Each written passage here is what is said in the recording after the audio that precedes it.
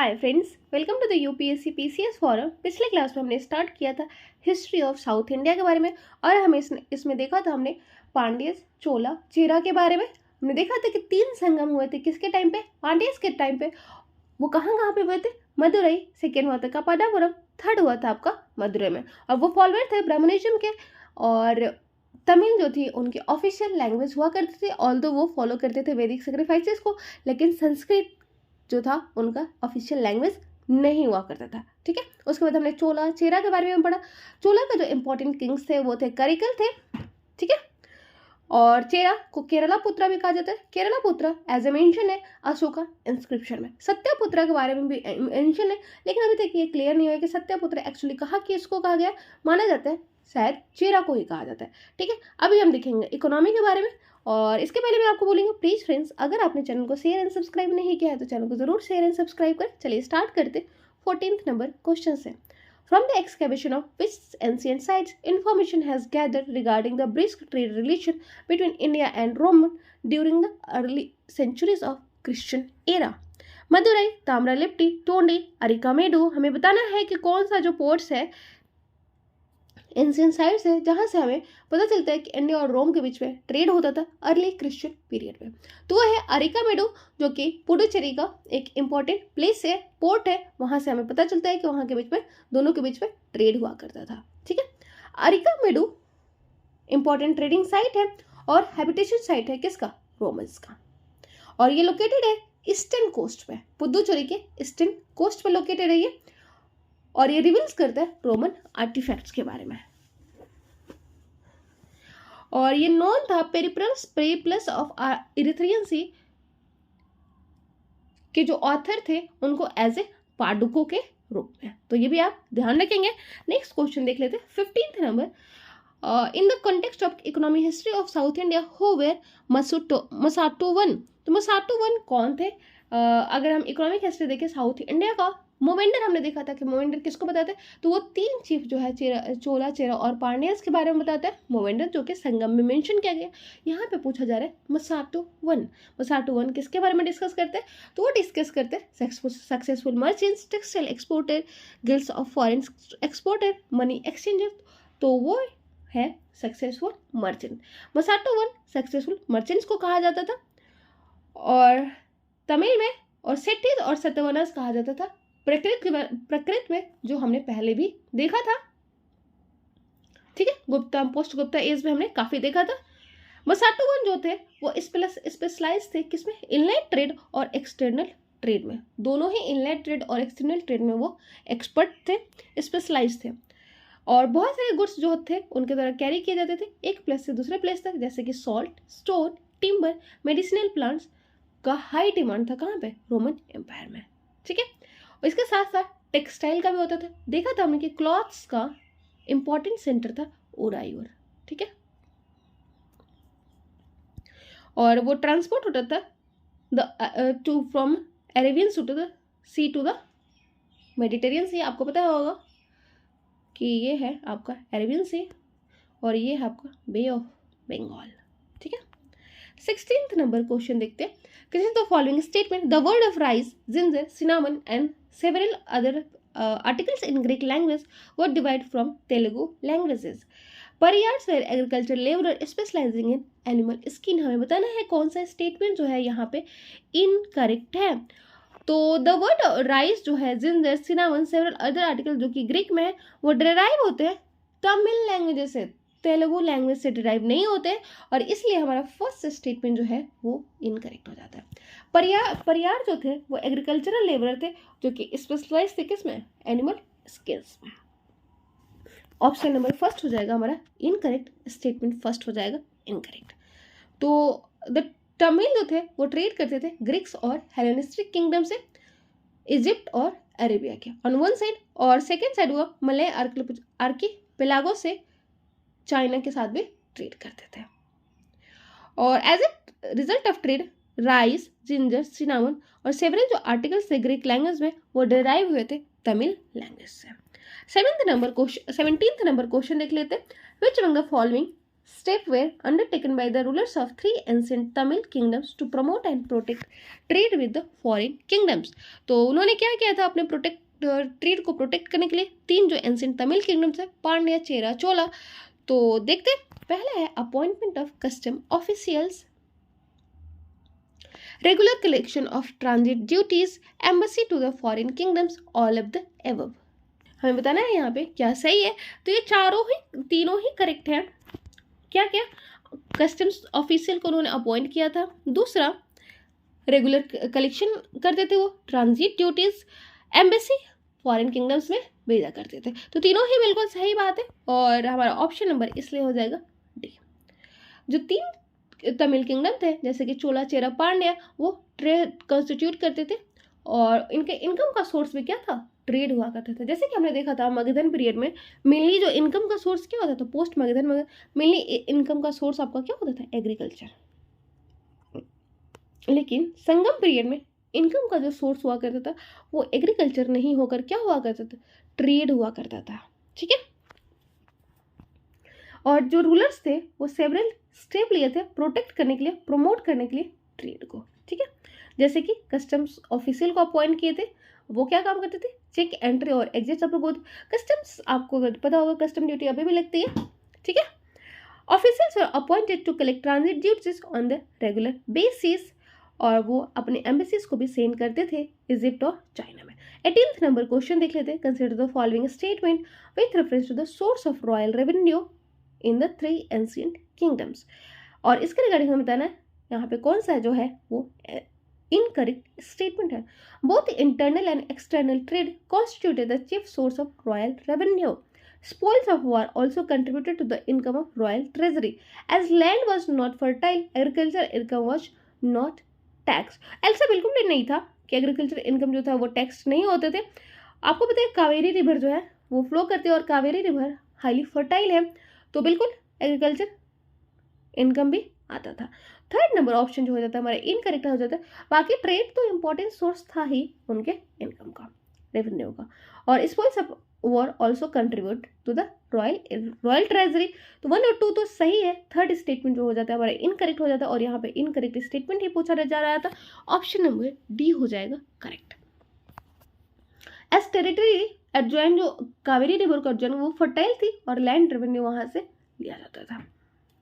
19th number question देख लेते हैं।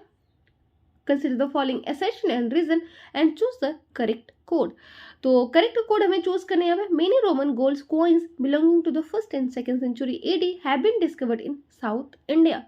Some parts of South India were under Roman occupation during that period. हमें बताना है यहाँ पे कौन सा स्टेटमेंट वो सही है।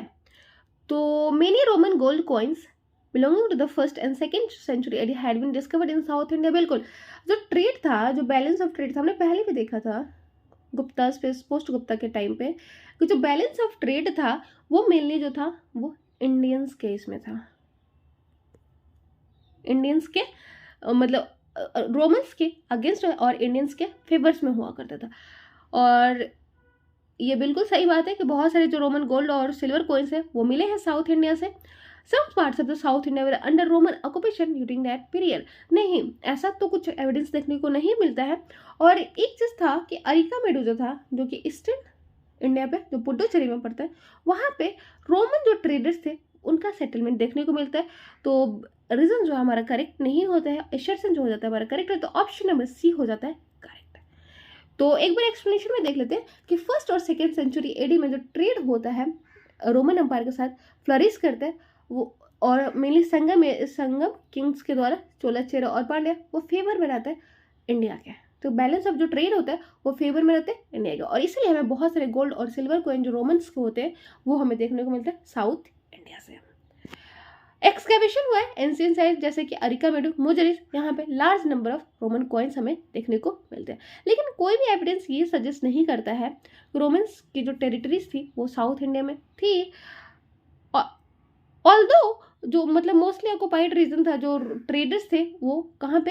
अरिकामेडू जो कि पोर्ट सिटी हुआ करती थी पुडुचेरी में। अब हम देखेंगे उनकी सोसाइटी के बारे में कि सोसाइटी कैसी हुआ करती थी in context of the ancient Tamil society which among the following statement is incorrect. तो कौन सा स्टेटमेंट जो है वो इनकरेक्ट है तमिल सोसाइटी के रिगार्डिंग। ब्राह्मणा enjoyed patronage of the kings and were generously rewarded with cash and land.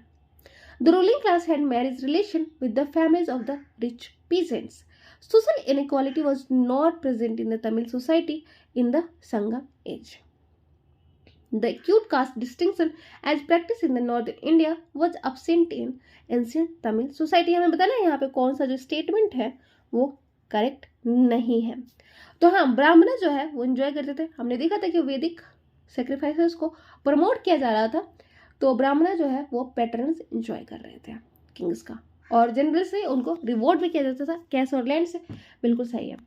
Ruling class का जो मैरिज होता था वो रिच पीजेंट्स में हुआ करता था, ये भी सही बात है। सोशल इनइक्वालिटीज प्रेजेंट हुआ करती थी, तो ऐसा नहीं था कि सोशल इनइक्वालिटी जो थी वो संगम एज में प्रेजेंट नहीं थी, ये हमारा इनकरेक्ट स्टेटमेंट हो जाता है। और जो है acute caste discrimination as practice in the northern India वैसे प्रेजेंट नहीं था, लेकिन हाँ सोशल इनइक्वालिटीज जो थी वहाँ पे प्रेजेंट थी। जैसे कि हमने देखा जो ब्राह्मणस थे वो पीजेंट क्लास से शादी कर लिया करते थे। एक्यूट का जो कास्ट डिस्क्रिमिनेशन थी वो हमें देखने को नहीं मिलता है, सी हो जाता है इनकरेक्ट। तमिल सोसाइटी जो थी शार्प सोशल इनइक्वालिटीज संगम एज में देखने को मिलते हैं। रिच पीपल जो थे वो रहा करते थे जो ब्रिक्स और मोर्टार का जो घर होता था उसमें, और पुअर पीपल हट्स में रहा करते थे। सिटीज में रिच मर्चेंट्स हुआ करते थे अपर स्टोरी पर।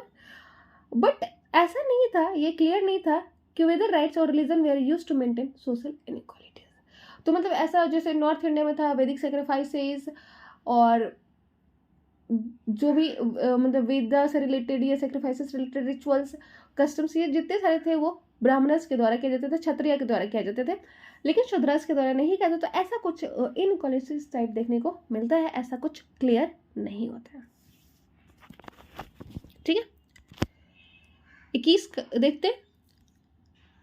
With reference to the impact of Brahmanism which among the following changes were introduced in the ancient Tamil society। तो कौन सा चेंजेस हमें कौन से चेंजेस जो थे वो इंट्रोड्यूस हुए थे as an impact of Brahmanism in Tamil society. The megalithic practice of providing for the dead was discontinued. Cremation was introduced. King started performing Vedic sacrifices. हमें बताना है यहाँ पे कौन सा जो स्टेटमेंट है वो करेक्ट है। तो पहला जो है वो इनकरेक्ट है। मेगालिथ प्रैक्टिस जो थे वो स्टिल कंटिन्यू थे। ठीक है, मेगालिथिक जो मिली बरियल्स में बोल्ड बड़े बड़े बिग बोल्डर्स का यूज़ किया जाता था, तो ये बिल्कुल ही यूज़ किए जाते थे, उसको डिसकंटिन्यूड नहीं किया गया था, कंटिन्यू था। क्रेमेशन इंट्रोड्यूस हो गया था। किंग स्टार्ट जो थे वो परफॉर्म कर दिए थे वैदिक सेक्रीफाइसेस को। 2 और 3 जो है हमारा करेक्ट स्टेटमेंट है। फर्स्ट जो है वो इनकरेक्ट है, ऑप्शन हमारा बी हो जाता है करेक्ट।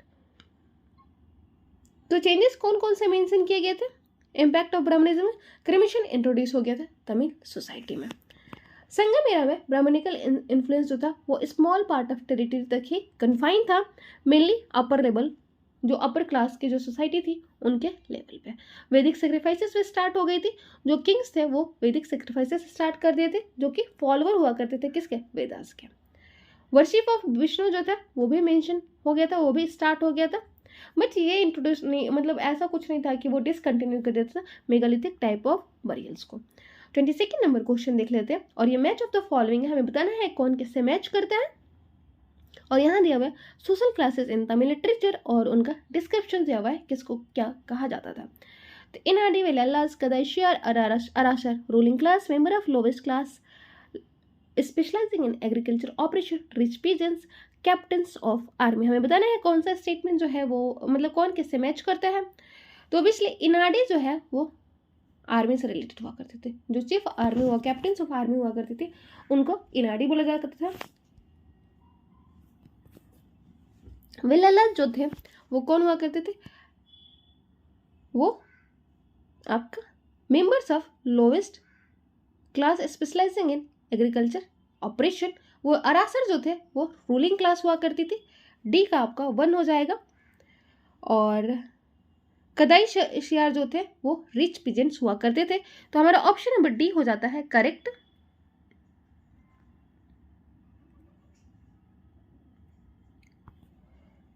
सॉरी, विलालास जो थे वो रिच पीजेंट्स हुआ करते थे। यहाँ पे ऑप्शन हमारा गलत है। विलालास रिच पीजेंट्स हुआ करते। कदैशार जो थी होते थे वो कौन होते? Member of lowest class specialising in agriculture operation. और एक और है अधिमय, ठीक है, वो लैंडलेस लेबरर हुआ करती थी, ठीक है।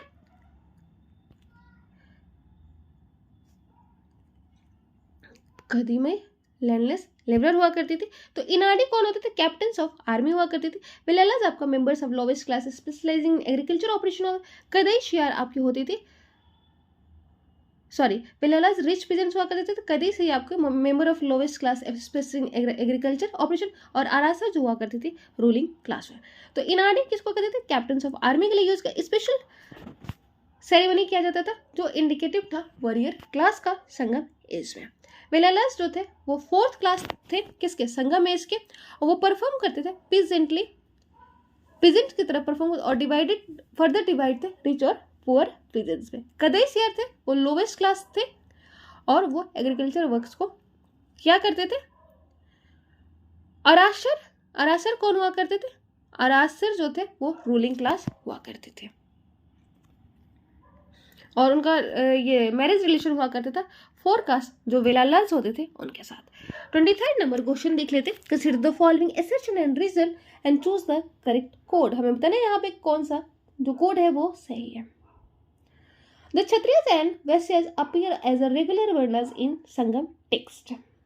The class of warrior was an important element of Tamil polity and society. हमें बताना है यहाँ पे कौन सा जो स्टेटमेंट है वो करेक्ट है। तो बिल्कुल जो क्षत्रिय और वैश्यास थे वो रेगुलर वर्नास अपीयर हुए थे संगम टेक्स्ट में, ये बिल्कुल सही बात है।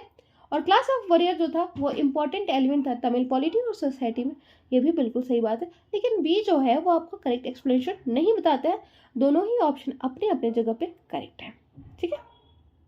इसीलिए हमारा ऑप्शन जो हो जाता है बी हो जाता है करेक्ट। तो क्षत्रिय और वैश्य को ट्रीट किया जाता था नॉर्मली और उनको कोई बहुत इंपॉर्टेंस नहीं दिया जाता था। It was because there was less influence of Brahmanism in early Sangam eras in Varna division. तो और ब्राह्मणस का भी लेस इन्फ्लुएंस हुआ करता था early division of varna. Warrior class जो था वो फाउट करता था, वॉर करता था और उनका रिस्पेक्ट दिया जाता था और टाइटल्स दिया जाता था। संगम लिटरेचर के बारे में देखेंगे। Which among the following script was used to write inscription in Tamil in ancient South India? तो कौन से स्क्रिप्ट जो थी उस जिसका यूज किया जाता था इंस्क्रिप्शन को लिखने में तमिल साउथ इंडिया में? तो खरस्ती, ब्राह्मी, देवनागरी एंड प्राकृत। तो ब्राह्मणी स्क्रिप्ट का यूज किया जाता है। ब्राह्मणी स्क्रिप्ट आप ध्यान रखेंगे और कहाँ पे यूज किया जाता है? अशोका के इंस्क्रिप्शन में भी हमें ब्राह्मणी स्क्रिप्ट भी देखने को, खरस्ती स्क्रिप्ट भी देखने को मिलता है, ठीक है। Kharosthi script mainly north western India में देखने को मिलता है। तो यहाँ पे होगा ब्राह्मणी स्क्रिप्ट का यूज किया गया था राइट करने के, लिखने के लिए इंस्क्रिप्शन जो तमिलनाडु के थे एंशिएंट साउथ इंडिया में। Several piece of pottery found किया गया था अरिकामेडो जो कि एक पोर्ट सिटी था, कहाँ पे देखने को मिलता है? पुडुचेरी में। और पोर्ट्रीज पे इंस्क्रिप्शन है तमिल जो कि लिखा गया है ब्राह्मणी स्क्रिप्ट में। 25 नंबर क्वेश्चन देखते हैं। In Sangam literature Tolkappiyam is a text of. तो तोलकापियम जो है वो किसका टेक्स्ट है संगम लिटरेचर में? तो वो है Tamil grammar. Tolkappiyam actually Tamil grammar है, ठीक है, ध्यान रखेंगे। तो तोलकापियम एक टेक्स्ट है तमिल ग्रामर का और लिखा गया था ये तोलकापियर के साथ। तो आप ध्यान रखेंगे तोलकापियम एक संगम टेक्स्ट है और लिखा गया है, इसके जो ये राइटर है वो कौन है? तोलकापियर है और वो मोस्ट ऑथोरेटिव ट्रेटाइज है ग्रामर और पोएटिक्स पे साउथ इंडिया का। 26 नंबर क्वेश्चन देख लेते हैं। In Sangam literature the term virakkal referred as. तो विररकल किसको रेफर किया? King who patronise the Brahmanas, practice of raising stones on the grave of warrior, tribal chiefs who died fighting against the kings of Chola kingdom, foreign horses imported in Pandya kingdom from Arabian Peninsula। हमें बताना है यहाँ पे कौन सा statement जो है बताता है विरारकल के बारे में। तो विरारकल जो है वो practice of raising stone on the grave of warrior, ये होगा हमारा करेक्ट एक्सप्लेनेशन, बी हो जाएगा सही। कि विरारकल का मतलब विरारकल जो है वो रेफर करते थे किसको? Practice of raising stone on the grave of warrior. और ये एक टाइप का ऑनर था जो कि फाइटिंग में डाइड हो गए थे, जिनकी डेथ हो गई थी। और ये सिमिलैरिटी बताते हैं, रिफ्लेक्ट सिमिलैरिटी किसको रिफ्लेक्ट करते हैं, मेगालिथ और संगम एज का। 27th नंबर क्वेश्चन देख लेते हैं। In a space in which elephant could lie one can produce enough grains to feed 7। This was stated in Sangam poem for which of the following kingdom. तो in a space in which elephant could lie one can produce enough grain to feed 7। और ये कौन से संगम poem में, मतलब किस kingdom, संगम poem में ये मेंशन किया गया, किस किंगडम से रिगार्डिंग। तो ये है चोला किंगडम से रिगार्डिंग। ऑप्शन नंबर हमारा ए हो जाता है करेक्ट। चोला किंगडम जो कि कोरोमंडल कोस्ट पे फैला हुआ था तमिलनाडु के, और वो बताता है वो किसके लिए फेमस है, एग्रीकल्चर प्रोडक्टिविटी के ऊपर, क्योंकि ये कावेरी रिवर के पास है। कावेरी रिवर आपको पता है, कावेरी रिवर के बारे में एक और चीज़ जानेंगे कि वो पेरिनियल रिवर है साउथ इंडिया के, ठीक है। मेनली जो साउथ इंडिया की जो रिवर्स होती है वो पेरिनियल नहीं होती है, सीजनल रिवर हुआ करती है। जो नॉर्दर्न इंडिया की रिवर होती है वो पेरिनियल हुआ करती है, क्योंकि जो साउथ इंडिया की जो रिवर होती है वो मेनली वाटर कहाँ से प्राप्त करती है, रेनफॉल से, मेनली मॉनसून से। जबकि जो कावेरी रिवर है वो पेरिनियल होने का वजह है क्योंकि साउथ ईस्ट मानसून और नॉर्थ वेस्ट मानसून दोनों से ही वाटर प्राप्त करती है, ठीक है। बाकी सारे रिवर जो है वो नहीं प्राप्त करते। और नॉर्थ इंडिया में मेनली जो रिवर पेरिनियल होती है क्योंकि ग्लेशियर्स जो होते हैं, जो मानसून के टाइम पे वो वाटर मानसून से प्राप्त करते हैं, रेनफॉल से, बाकी टाइम पे वो ग्लेशियर्स के मेल्ट होने से प्राप्त करते हैं, ठीक है। 28 नंबर क्वेश्चन देख लेते हैं। Which among the following ancient Tamil texts deals with the philosophy and wise maxims? तो वो कौन सा तमिल टेक्स्ट है जो डील करता है फिलोसफी और वाइज मैक्सिम से, तो वो है तिरुकुराल। तिरुकुराल जो है वो लिखा गया था तिरुवल्लुवर के द्वारा, और ये डील करता है फिलोसफी और वाइज मैक्सिम से। ऑप्शन नंबर हमारा ए हो जाता है यहाँ पे करेक्ट। तिरुकुराल जो है वो एक इम्पॉर्टेंट तमिल टेक्स्ट है, लिखा गया है ये तमिल में तिरुवल्लुवर के द्वारा, और ये ग्रेटेस्ट वर्क है किसके ऊपर, एथिक्स और मोरालिटी के ऊपर, जिसको तमिल वेदा भी कहते हैं, ठीक है। तो ऑप्शन नंबर हमारा ए हो जाता है करेक्ट। और आज के लिए इतना ही रहने देते हैं, नेक्स्ट क्लास में 29 नंबर क्वेश्चन से देखेंगे। Thank you so much, bye.